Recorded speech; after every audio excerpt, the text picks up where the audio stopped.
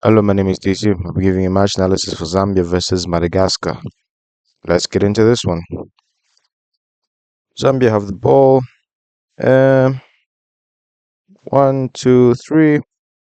At least that's okay. Somewhat okay. Maybe one could be a bit deeper than have him there. Just to avoid them getting beaten by a single pass. Yeah, I think maybe he could drop a bit deeper, but everything seems to be okay. And he does drop deeper. As we continue, he plays it to his teammate. Simple passes, slowly building up. One through ball, but he's going to the court. Aha. So that's for me, that's my issue. See, as he plays the ball here, boom, he passes it, right? So you've seen the player that's here, that's the Madagascar player. He is following the Zambian player, right? And then if you play it forward, the Zambian player takes a very big touch. That would have been the best point, go and pressure him because he's, at the line and he can mainly only, okay, it's like this. You can force him to go one way, put pressure on him this side, so that at least you force him to go back. But this was the perfect time to pressure him because the ball is bouncing, he's running towards the touchline, and he's most likely going to play it back. But he doesn't. Instead, he gives him all the time and space in the world to trap, take a touch, look up, and put in a cross. Yeah, this was definitely terrible. Crosses can be very dangerous. Maybe it's because everyone is, passing the ball, keeping it on the ground, making, is it like those teams that make comps of when every player takes a touch on the ball before a goal gets scored. But crosses can be very, very dangerous because he was just given way too much space. He puts a cross in, then I don't know if the keeper mishandles it, and I really don't know. So we'll skip it ahead a bit. Okay, yeah, so here cross comes in, and this is a different angle, right? Let's wait for it to start. He's in between two defenders. Keep that in mind. He's in between two defenders, right? Cross is played, no one, everyone's focus. Everyone's focus is there. Everyone's focusing on there. No one is focusing on the player that has just run away from them. No one. The least you could have done is follow the attacker. They're just ball watching while the Zambian player runs away. Then here the keeper, the keeper spills it. I don't know if it bumps into the Zambian player's leg. I think maybe this will give us a better angle. Alright, so now the keeper spills it. Yes, the keeper did a horrible mistake, but that cross could have been prevented from being played in. Let's head on to the next goal of the match. Let's go a bit somewhere, yeah, somewhere here. All right, Zambia have the ball. Pass it to his teammate. Everything is quite all right. Let's see what he says to do. Passes it right. Then he steps on the ball. I don't know how, but let's try and see how he steps on the ball. Yeah, I think he just mistimed how the ball would roll, then put his leg, and it's one of those he was using the outside of his foot. So as you know, using the outside, I'm sure that angle again, it went on the ball, so he steps over the ball. Madagascar quickly take advantage of the mistake he made. At this point, I think he made the wrong move. Yeah, he falls off. Here, there's enough space for him to push it and take a shot. There's enough room because look at the way the ball arrives at him. I do feel he could have taken this forward so he could have a shot on target because look at the amount of space he has in between the two centre backs. He could have definitely taken a touch to take him towards goal. But you know what? He holds it up, passes it. Zambian player clears it as he wanted to pass it, but he could have definitely taken a touch to go and score. Now this one is just a thunder strike because who would have expected this? And I would be very happy too if I scored a goal like that. Let's push it forward a bit. Let's see the replay. Yeah, he wasn't really expecting it. Maybe he could have done better, but oof, that's a great strike. Maybe the keeper could have done better too. It's just well limited with angles here.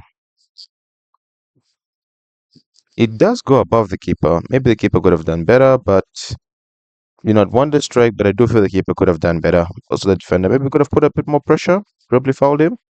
But anywho, let's head on to the next goal of the game. Somewhere here. Yeah, we're not doing too well in the group, but I do have a feeling we can bounce back.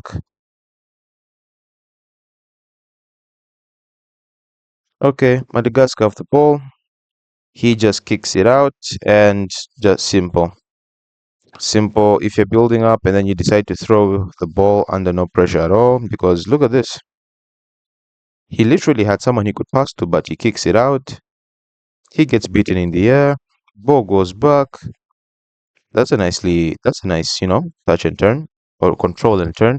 Runs away from his man. That was a bit too easy. Uh, how is he alone? How? I know they've just restarted it. Oh, sorry, they were, trying to play out the back, but nah. Yeah, he just has way too much space. And good on him. I've seen people miss from there. That's a wait. Does it deflect? Let's see here. I think so. It does. It goes in between the. Yeah, it does go there. And but how was he left alone?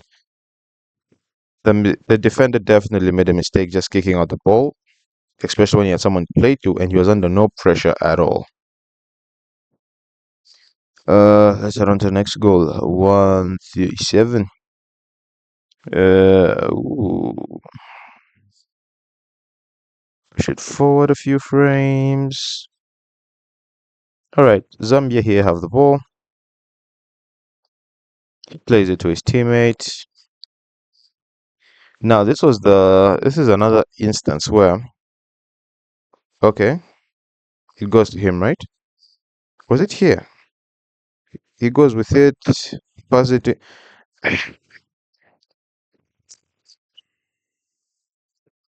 I'm not upset that there's no one marking him. I'm more upset that he has all the time in the world to put in a cross.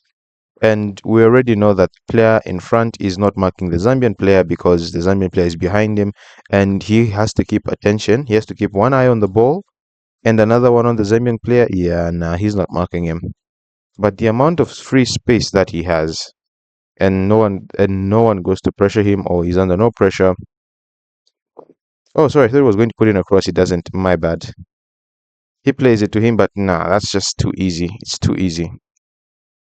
Yeah, I get he passes it to him, but this can be an easily sorted situation.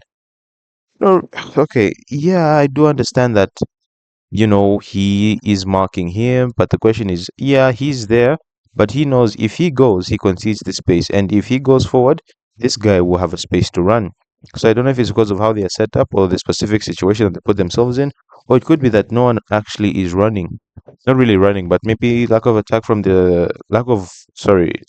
the attack. Why does he stop running? You either do one or two things. You follow the man all the way, or you follow the man that has on the ball. You don't put yourself in no man's land whereby you're in the middle of the runner and the passer, and then you put yourself in this awkward position where you're not in space to, get the ball, and you're not in space to cut out the pass, and you just leave yourself in the worst position ever. He's pointing at someone. In the next 5 seconds, someone's going to score. He takes it upon himself. He take he tries to pass it, doesn't really work out. And even just the way he tried to clear the ball is funny. Two players marking one, both of them fail. I don't even know what happened. I don't know if it deflected on his other leg. Passes it to the side. How many players? Let's just count. We'll not count the person that's on the box. A 3 versus 2 in the box. But guess who wins? Cross. Keeper does well, but his defense does not help him. Shoots it right. Now this part here. 1, 2, 3.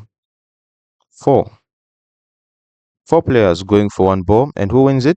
The Zambian player, because he had all the space in the wall and the defense was so spread out. And I really do hate it when there are so many defenders, but because they're not marking anyone or not taking up very good positions to start off from, it ends up leaving an open space. So not open space, but an open chance for someone to run onto. So many defenders, but yet they concede. That's actually a really good header. Yeah, that's the Madagascar goal. He knows he's in trouble. I mean, look at this. He hits it, keeper parries it, but I'm not even going to blame the goalkeeper because you know what? Sometimes you have to look. All right, so keeper makes the save, right? Is there anyone else to help him?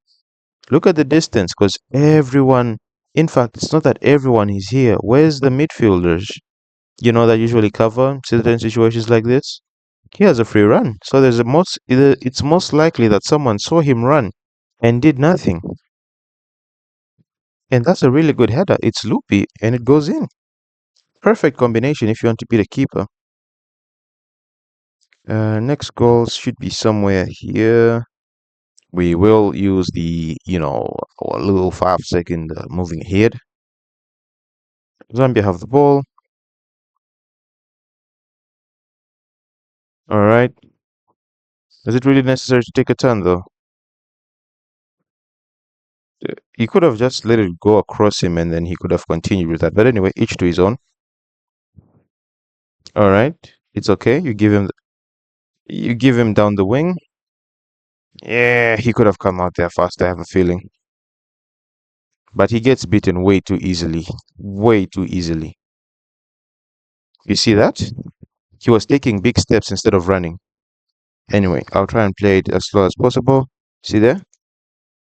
He's taking big steps. He's not rushing towards that. If he did get out there quicker, he probably would have prevented that. Cross in the box. Once again, unmarked players. An unmarked player scores a goal. How? He runs once again in between two players. How does this keep happening?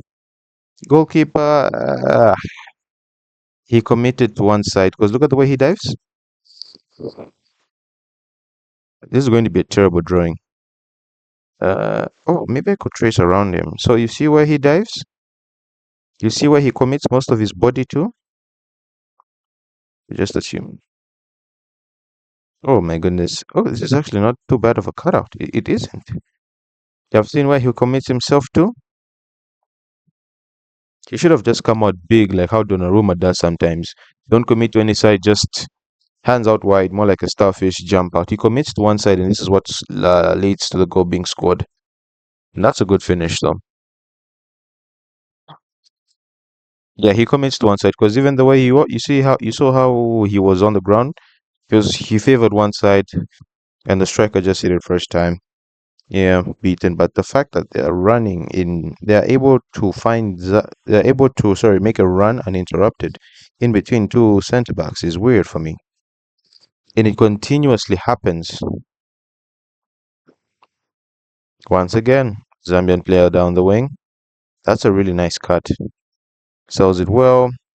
He did try to go for a shot, but fortunately enough, he was blocked. And then here, Zambian player, everything is quite all right because he still has to, make that pass there. But even there, even still, he has too much space. And then he passes it over to him. He makes that run. I don't even know how that goes in, to be honest. I do not know how that goes in. Could it? I think it's a really good strike. We'll watch the replay because that looks like it was a really good strike. Madagascar keeper is shocked. Yeah, I think it's a really good strike, but he was given way too much space. Someone should have been there earlier. This is why you don't give someone that option of taking shots because you never know. The one player that's always kicking it high, ballooning it, missing open nets could just score the most unexpected goal. Yeah, otherwise that's been it for the match analysis of Zambia versus Madagascar. At least they've gotten a win, and who knows, maybe they can fight their way for a qualification spot. Yeah, don't forget to like, share, subscribe, and I'll see you on the next one.